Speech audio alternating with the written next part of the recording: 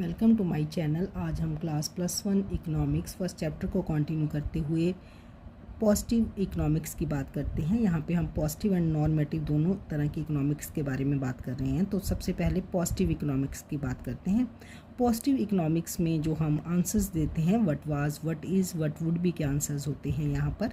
तो positive economics deal with the economic issues related to the past, present and futures. Positive economics जो है वो deal करती है उन इकोनॉमिक इश्यूज़ को जो कल थे और आज प्रेजेंट में हैं और फ्यूचर में हो सकते हैं। It deals with the such economic situation which can be studied by using the fact and figure. ये ऐसी स्टडी है जिसमें फैक्ट एंड फिगर्स को यूज़ करके हम लोग अपनी स्टडी को कंटिन्यू करते हैं। इसमें कुछ ऑब्जर्वेशंस हैं, जैसे कि अगर हम कहें कि on the eve of independence poverty in India was very high, तो ये हो गया हमारा पास्ट का ऑब्जर्वेशन। अगर हम कहते हैं कि 22% of the population in India is totally absolutely poor और द बिलो पावर्टी लाइन, तो हम ये बोलते हैं हम प्रेजेंट की बात कर रहे हैं।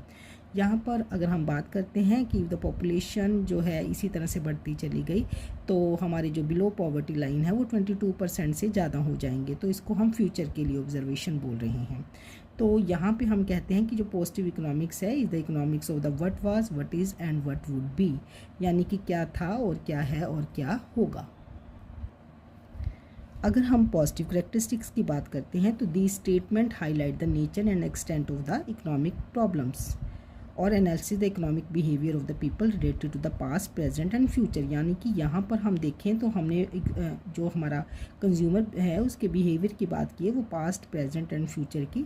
इट मीन जो ये स्टेटमेंट है ये इसमें हम हाईलाइट करते हैं नेचर ऑफ इकोनॉमिक प्रॉब्लम या एक्सटेंट ऑफ इकोनॉमिक प्रॉब्लम।